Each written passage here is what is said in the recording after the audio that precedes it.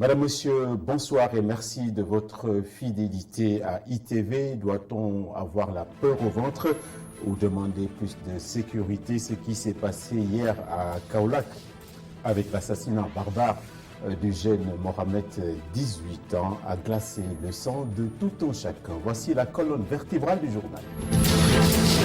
C'est un fait aussi inédit que difficile qui se serait produit aujourd'hui au campus social de l'université de Dakar, où une étudiante se serait fait avorter dans les toilettes d'un pavillon. La découverte d'un fœtus a été confirmée par une source, mais l'administration du COUD n'a pas encore validé l'information.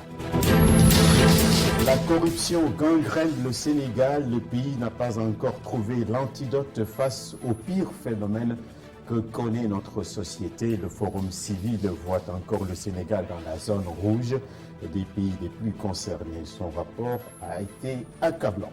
Le pavé dans la mare jeté par le directeur général des impôts. Selon lui, le pays court un risque de surendettement du fait que ses citoyens ne paient pas beaucoup l'impôt et de cause à effet, nous nous trouvons dans l'obligation de nous endetter, l'assiette fiscale étant trop faible. La beauté sauvera le monde, avait averti l'écrivain russe Fyodor Dostoïevski. Les Sénégalais découvriront en effet samedi la plus belle d'entre les Sénégalais. Donc, au terme de l'élection de la Miss 2020, les 14 finalistes sont passés nous voir ce matin avec des rêves plein la tête. Le développement de tous ces titres dans un instant.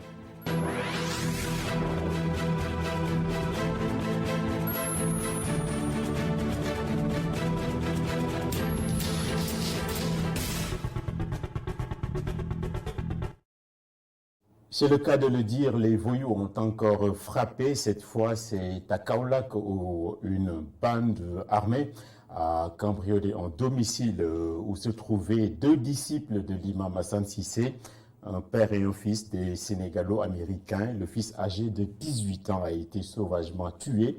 Le papa est grièvement blessé, armé jusqu'aux dents. Ils ont emporté un butin de 3 millions et se sont évaporés aussitôt après dans la nature. Avec tous ces événements, tout le monde prend peur. Une histoire qui glace aussi le sang et qui s'est produite ce matin au campus social de Dakar. Selon toute vraisemblance, une étudiante aurait avorté dans les garde-robes, les toilettes donc, d'un pavillon. Il s'agit d'une interruption volontaire de grossesse avec des conséquences hémorragiques et la présence d'un fœtus humain. Du côté de l'administration du COUD approché pour voir la véracité des faits, c'est motus et bouche cousue. Personne n'a voulu donc s'exprimer. Les enseignants du G7 ont initié une procession sur fond de colère cet après-midi. Venus de tout le pays, ils ont répondu au mot d'ordre ponctué de revendications, appelant l'État à respecter tous ses engagements. Avant cela, donc, il y avait eu ce matin dans les écoles un nouveau débrayage. Abdoulaye Ndoye réagit ici au micro de Cheikh Diop et Moussa Fall. Les enseignants regroupés dans le G7 se battent aujourd'hui pour l'application des accords consignés dans le protocole du 30 avril 2018. Le gouvernement avait pris des engagements avec un échéancier clair, net et précis. Mais tous les délais ont été largement dépassés. Les lenteurs administratives persistent toujours, ce qui plombe la carrière des enseignants. Il y a des lenteurs pour le paiement des rappels et les enseignants sont victimes de la surimposition des rappels. La question du système de rémunération, qui est une question de justice sociale et d'équité. L'étude a été faite, mais le gouvernement du président Macky Sall refuse d'appliquer les recommandations issues de l'étude qui a été réalisée par le cabinet MGP Afrique. Aujourd'hui, les enseignants sont écœurés, épuisés, démotivés, démoralisés à cause des mauvaises conditions de travail. Classe pléthorique, abri provisoire, réduction, n'est-ce pas, du crédit horaire. Et c'est pourquoi aujourd'hui, on s'est réunis et pour dire au gouvernement non seulement de respecter les accords, mais de revaloriser les conditions socio-professionnelles des enseignants. C'est la condition sine qua non d'un espace scolaire apaisé. Voilà, le Sénégal est encore en mauvais élève pour ce qui est de la lutte contre la corruption. Depuis 4 ans, nous ferions du surplace et qui n'avance pas. Donc recule le dernier rapport du Forum civil sur la perception de la corruption a été communiqué ce jeudi. Le Sénégal n'obtient pas la moyenne. C'est d'ailleurs la même métastase dans les pays de la CEDEAO, à l'exception notable du Cap-Vert qui est en train de se débarrasser du cancer de la corruption. On va voir tout de suite le reportage de Mam Abdou Gueye Kassé ainsi que Sidignan. De 36 points sur 100 en 2012, le Sénégal a obtenu 44 en 2015 et 46 en 2016 grâce aux mécanismes mis en place pour contrer la corruption. Cependant, depuis cette date, le pays fait du surplace. Il est toujours dans la zone rouge de l'indice de perception de la corruption. Le Forum civil explique cette stagnation par plusieurs facteurs, dont l'arrêt de la traque des biens mal acquis et l'impunité. La stagnation du Sénégal dans la zone rouge après une période de progression est due à un affaiblissement réel de la volonté politique de lutter contre la corruption, mais aussi à une situation de malgouvernance actée par un déficit criard de réduction des comptes ainsi qu'un accroissement de l'impunité. Le Forum civil appelle à la poursuite des 24 autres personnalités qui figurent sur la liste de l'ex-procureur Aliou Ndao dans le cadre de la traque des biens mal acquis. La traque des biens mal acquis doit impérativement continuer, même si on doit réformer la CREI, même si on doit la rendre, s'ils le veulent, comme on le dit, conforme aux standards internationaux, la CREI doit impérativement reprendre le service. Et les 25 personnes ou 24 personnalités qui restent également qui ont été sur la liste de procureur Aliou Ndao doivent impérativement répondre à la justice. L'organisation de la société civile interpelle les autorités sur la nécessité d'éclairer la nature des financements des autoroutes Ila Touba et Mbour-Kaolack. Le Forum civil invite à l'Assemblée nationale à user de ses pouvoirs constitutionnels et législatifs pour éclairer les Sénégalais sur les financements et réalisations des projets suivants: l'autoroute Thiès-Ila Touba, l'autoroute Dakar-Diamniadio, le pôle industriel de Diamniadio, la réfection du building administratif, l'autoroute Mbour-Kaolack. Birahim Seck et compagnie exhortent l'Assemblée nationale et à la justice sénégalaise à se saisir des affaires Prodac et Bictogo sur les cartes d'identité biométriques et sur le marché de l'université Amadou Mahtar Mbow afin de les tirer au clair. Il est aujourd'hui nécessaire et obligatoire pour l'Assemblée nationale de se saisir de ces deux dossiers qui concernent Bictogo pour éclairer la lanterne des Sénégalais sur ces différentes affaires. Il y a également l'affaire de Prodac. Le Forum civil demande à ce que l'Assemblée nationale puisse mettre en place une commission d'enquête parlementaire par rapport à l'affaire Prodac, qu'on ne doit pas prendre comme étant une affaire politique. On avance souvent au montant de 29 milliards de francs CFA. Non, dans l'affaire Prodac, c'est une affaire de 36 milliards de francs CFA. C'est une affaire de 36 milliards de francs CFA et non une affaire de 29 milliards de francs CFA. Le rapport de l'indice de perception de la corruption dresse un tableau noir pour le Sénégal. Pour renverser la pente, le Forum civil conseille à l'État de publier les rapports de la Cour des comptes, de l'IGE ou encore de l'OFNAC, l'audit des institutions financières ou encore la réforme et le maintien de la CREI. Le rapport concerne 180 pays. En Afrique de l'Ouest, tous les pays de la CEDEAO sont dans la zone rouge, à l'exception du Cap-Vert. Ça sent le soufre ailleurs avec les mises en garde des commerçants de Dakar, Petersen à l'endroit du maire des HLM à Dakar. Ils ont accusé le doyen Babacar Seck de s'abriter derrière des hommes de main pour les attaquer et les violenter. Et semble-t-il, c'est ce qui s'est passé hier nuit. Les commerçants annoncent de ce fait une plainte contre l'idylle et demandent tout de suite l'intervention des autorités pour éviter toute forme de représailles. Le président de l'Union des commerçants s'est exprimé au micro de Baba Ndiaye et Mafalfal. Nous sommes allés au tribunal du commerce exposer notre situation au juge et le président du tribunal du commerce nous a autorisé à consigner les locations à la caisse de dépôt et de consignation. Ce que nous sommes en train de faire. Mais Babacar Seck a refusé catégoriquement de respecter cette décision et il envoie des nervis, des nervis pour qu'ils violentent les commerçants, pour qu'ils les agressent, les obligent à lui verser des indemnités d'occupation, ce qui est illégal.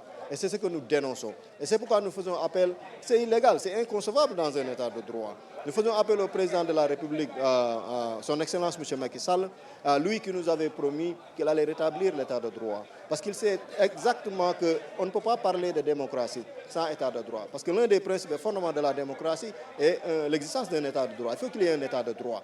Donc, nous lui interpellons pour lui dire de faire ce qu'il faut faire pour que les autorités qui sont ici nous viennent en aide pour régler ce problème une bonne fois pour toutes. Voilà, le maire donc a démenti les allégations des commerçants. Les accusations sont sans fondement selon Babacar Seck. À l'écouter, il n'a jamais missionné qui que ce soit. Il y a toutefois un dossier qui fait l'objet de contentieux auprès des tribunaux. El Hadj Malick Cissé a pu recueillir la version du maire des HLM au téléphone. Quand un dossier est entre les mains de la justice, nous avons le droit de réserve. Moi, je n'ai rien à dire sur cette affaire-là. Mais je donnerai la précision qu'il n'y a pas eu d'histoire hier au centre commercial. M. Tchaou devait 3 mois. Les gens lui ont demandé de payer les 3 mois. Il avait un délai jusqu'à hier. Il ne l'a pas fait. Les gens lui ont dit, si vous ne payez pas, on ferme votre cantine. Le fait de fermer des cantines, c'est M. Gueye qui le faisait. Les commerçants qui sont là-bas savent que Gueye fermer leur cantine. Maintenant qu'on a découvert ce qu'on a découvert, nous avons retiré tout entre les mains de M. Gueye. M. Gueye ne gère plus rien là-bas. D'autant qu'on avait pensé, on avait un comptable américain qui pouvait nous aider. On s'est rendu compte que c'est le contraire. Maintenant, le reste, c'est pendant devant la justice. Je précise aussi qu'il n'y a pas eu de nervis. C'est ce qui était là-bas hier. Depuis 4 mois, ils sont là-bas. C'est des gardiens qui sont là-bas. Et il y a d'autres gardiens qui sont là-bas. Allez demander si c'est des nervis. Moi, je n'ai pas envoyé de nervis. Et puis, on envoie des nervis. Pourquoi? Moi, je suis un Dakarois. Je suis né à Dakar, j'ai grandi à Dakar, je vieillis à Dakar. Je n'ai pas besoin de nervis. Je n'ai pas peur de sortir dans Dakar. Et à ce stade du journal, nous parlons de l'Ordre national des experts comptables du Sénégal qui marque ses 20 ans. Ils ont ainsi choisi de cogiter sur le rôle de l'expert comptable dans la formalisation des entreprises sénégalaises. C'est un vrai sujet d'actualité dans une économie largement préemptée par l'informel, ce qui, entre autres, déteint, comme nous l'avons vu en cours de journal, sur l'assiette fiscale. Abdurrahman Li et Moussa Fall. Le rôle d'un expert comptable a été étudié sous tous les angles durant cette journée de lancement de l'expert comptable. L'expert comptable est cet acteur incontournable qui accompagne le chef d'entreprise dans toutes les opérations liées à la vie de son entreprise. Autrement dit, il est son conseiller permanent. L'expert comptable a pour rôle d'accompagner l'entreprise à mettre en forme, à formaliser cette idée de projet par un business plan pour expliquer au chef d'entreprise est-ce que votre projet est tenable, est-ce que votre projet est rentable, est-ce que votre projet est pérenne. Donc déjà au moment de créer l'entreprise. Également, il consiste à accompagner le chef d'entreprise sur le choix de la forme de l'exercice de son activité. Ça peut être une forme sociétale ou une forme individuelle, avec les faiblesses et les forces de la forme, pour aider le dirigeant à choisir la forme d'exercice de son activité. Et en cours de vie, les rôles sont également multiples. Ça peut être un rôle de formalisation de l'organisation, mettre en place des procédures, mettre en place des systèmes. La formalisation des entreprises, justement, a été le thème choisi pour cette journée. Pour le président d'honneur de l'ONECA, la formalisation des entreprises est finalement un impératif. Le déséquilibre causé par l'absence de formalisation de l'économie est un handicap pour le développement du pays.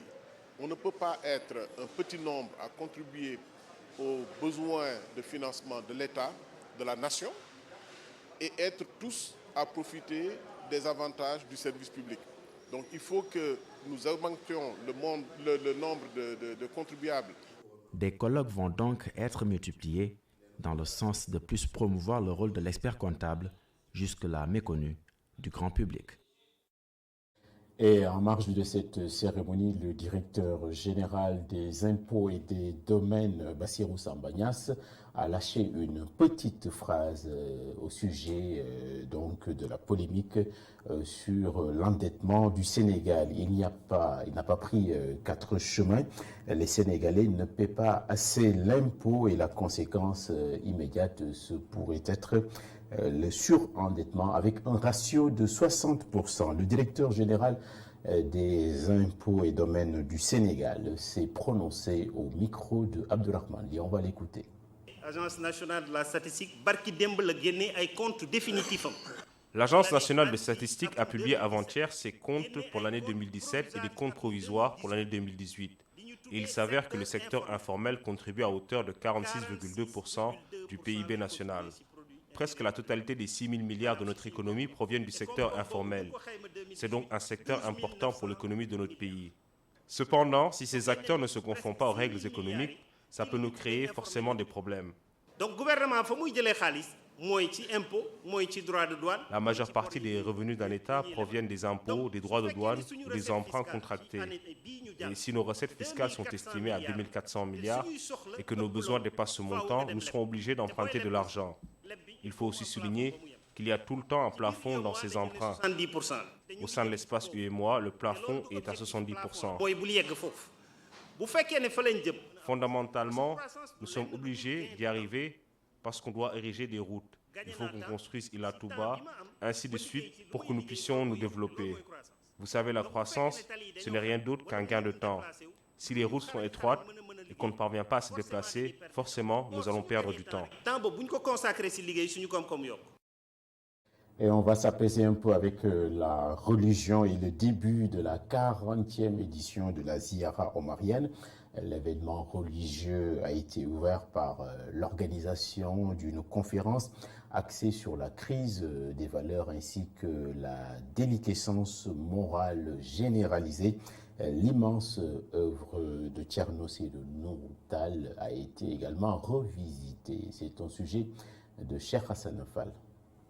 La crise des valeurs véhiculée par l'incivisme, la corruption, la violence, la recrudescence des crimes perpétrés sur les femmes et les enfants, voilà autant de points qui ont été épiés à l'occasion du colloque de la 40e édition de la Ziyara annuelle omarienne qui s'est tenue ce jeudi 23 janvier. Les différents intervenants lors de la conférence ont tous diagnostiqué une crise profonde des valeurs, crise qui interpelle la famille, entre autres acteurs, par son devoir de présence et de proximité auprès des siens.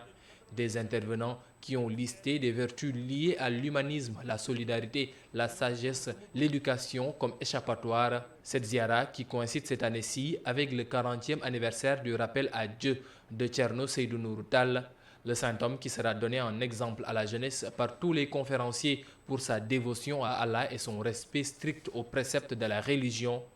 Pour cette 40e édition, le mouvement Ahbab, les amis de Cheikh Omar Foutiyou Tall, a tenu à honorer la famille de Seydi Hadji Malick Sy en le désignant, lui et sa descendance, comme parrain de l'événement, ce du fait de l'amitié profonde qui liait les deux hommes de Dieu. Un compagnonnage qui ne fut que bénéfique pour l'islam et le Sénégal. L'événement religieux dédié à Thierno Seydou Nourou Tall et Thierno Mountaga Tall se poursuit jusqu'au 27 janvier prochain à la mosquée omarienne 6 à Médina. La famille omarienne veut donc contribuer à assainir les mœurs. L'Office national de l'assainissement du Sénégal est aussi au chevet de la population de Pikine à Saint-Louis qui n'en pouvait plus des eaux usées débordant de toutes parts. Une mission a été envoyée dernièrement pour régler ces problèmes, mais il est une chose que les mauvaises habitudes des résidents doivent aussi être jetées aux orties. Reportage à Saint-Louis de Momar Alislian et Aletiam. Population de Pékin Tableau à l'eau qui vivent quotidiennement avec le ruissellement des eaux usées provenant des caniveaux peuvent espérer sortir de cette situation. L'ONAS, l'Office national d'assainissement du Sénégal, vient d'y dépêcher une mission pour nettoyer et entretenir ces ouvrages. Les solutions d'urgence, c'est de mettre les équipes sur place pour faire les systèmes de pompage et de curage de ces caniveaux. Et ceci, depuis le lundi, notre directeur général, M. Lassana Gani Sakho, nous a autorisé à recruter des jeunes pour faire le curage de ces caniveaux-là, pour des solutions provisoires. Voilà, j'étais ici le dimanche avec M. le maire, Mansour Faye. On a passé toute la matinée du dimanche ici. Et c'est dans ce cadre-là que notre directeur général, M. Lassana Gani Sakho, nous a autorisé à recruter des jeunes pour l'entretien de ces caniveaux. Ça, c'est pour des solutions provisoires. Cette initiative de l'ONAS ne servirait à rien si les populations ne changent pas d'attitude.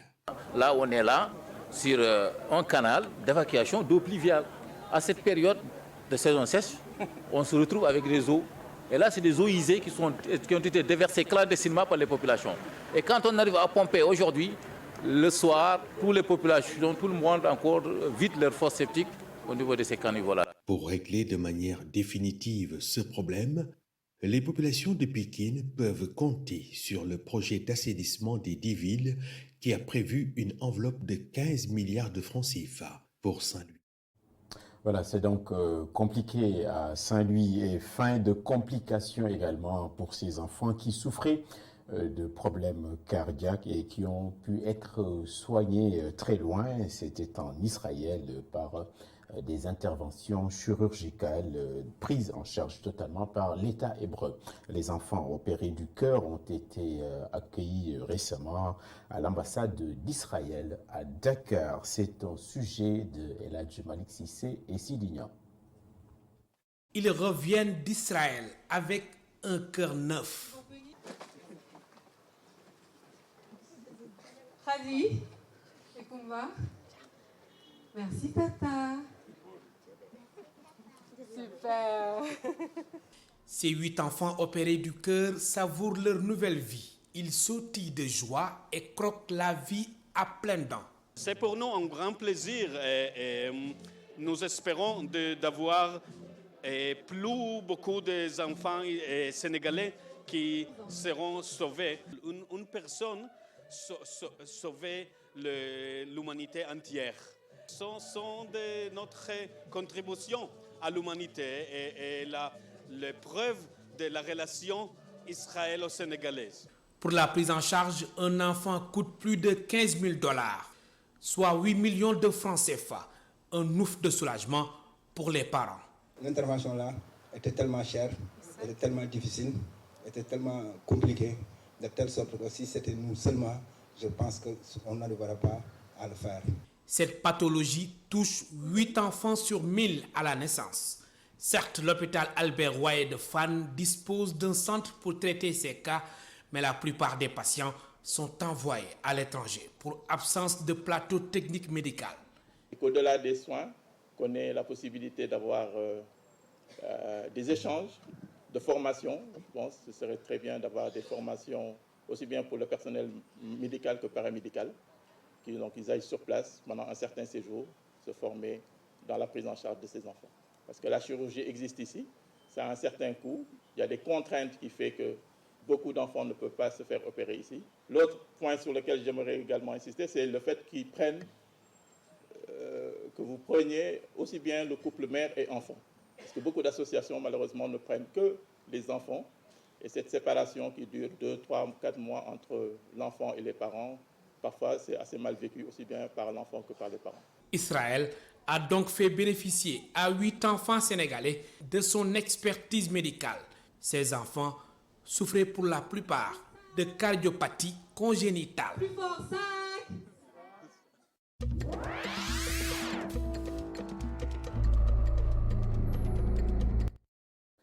Le monde est immense au-delà de nos murs d'habitation. Il est également dans les yeux de celui qui le regarde. Les informations internationales sont prises en charge et commentées ce soir par Abdourahmane Ly. La sécurité dans la zone sahélienne, voilà ce qui a été à l'ordre du jour du tête-à-tête entre le ministre des Affaires étrangères du Sénégal, Amadou Ba, et son homologue français Jean-Yves Le Drian. Un entretien durant lequel il a été question de revenir sur l'annonce faite de la mise sur pied d'une coalition internationale pour le Sahel au sommet de Pau dans le sens de renforcer la lutte contre le terrorisme. L'évolution des différents projets d'ordre économique, universitaire et culturel a également été abordée.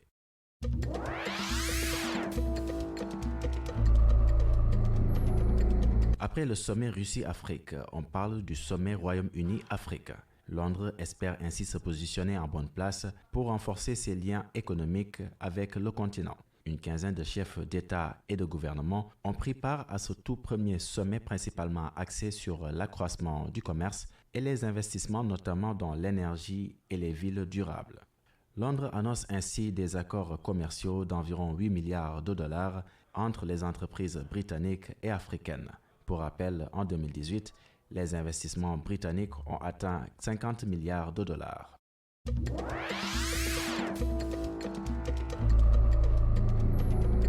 Hors du continent pour nous rendre en Chine et pour parler du coronavirus. Au-delà des 17 morts dont il a été la cause, 2 villes ont été mises en quarantaine. Une mesure donc qui a été prise pour contrôler la propagation du virus et qui intervient à une période où des millions de Chinois traversent le pays pour les prochaines vacances lunaires.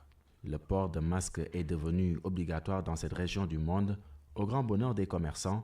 Cependant, un avertissement à l'endroit de ces derniers a été lancé afin qu'ils ne profitent pas de l'épidémie en augmentant les prix. Un habitant d'une des villes en quarantaine a ainsi déclaré que l'atmosphère ressemblait à la fin du monde.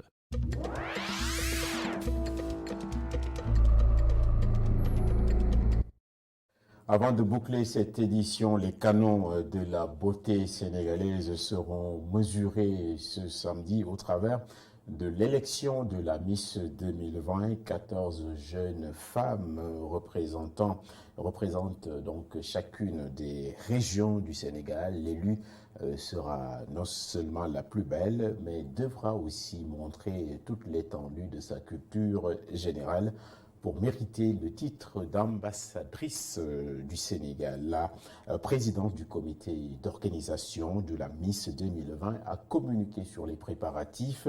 Elle s'est exprimée donc au micro de Barasso et Moustapha Gabar Diop à l'issue d'une visite de courtoisie qu'elle nous a rendue. On va l'écouter.